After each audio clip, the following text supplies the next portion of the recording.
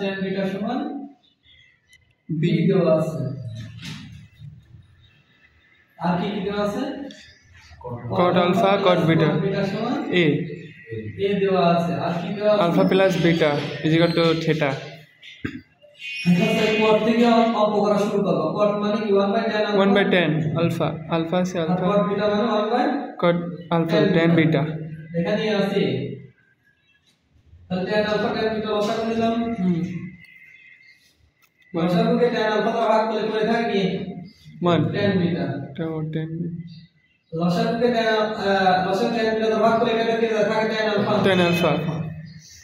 সমান tan alpha plus tan beta মান আমরা কি জানি b নিচে যা আছে তাই।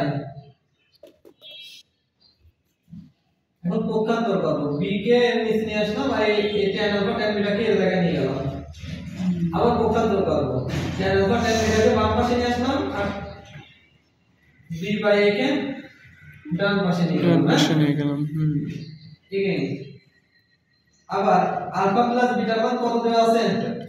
প্লাস বিটা ও মানে আছে 10 ও মানে কি আছে 10 তাহলে উভয় পাশে গুণ করতে হলে কি গুণ করব 10 তাহলে আলফা প্লাস বিটার সামনে 10 গুণ করলাম থিটার সামনে 10 গুণ করলাম তাহলে tan a plus b সূত্র হলো tan a plus tan b by 1 minus tan a tan theta से লিখলাম। আচ্ছা উপরে tan alpha plus tan beta মান আমরা কি জানি b জানি নাই জানি b আর নিচে 1 minus tan alpha tan beta মান b বাই জানি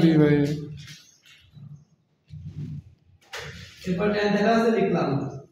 আচ্ছা এখন b বাই নিচে দিয়ে লসাগু নিয়ে a 1 এর সাথে গুণ করে মাইনাস এর মাইনাস a কে দ্বারা ভাগ করতে থাকে b সমান tan থিটা से লিখলাম।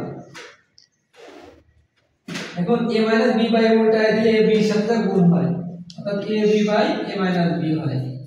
এখানে tan থিটা से লিখলাম।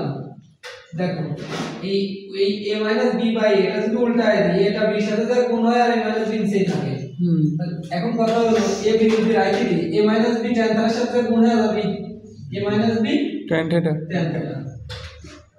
বুঝতে পারছো?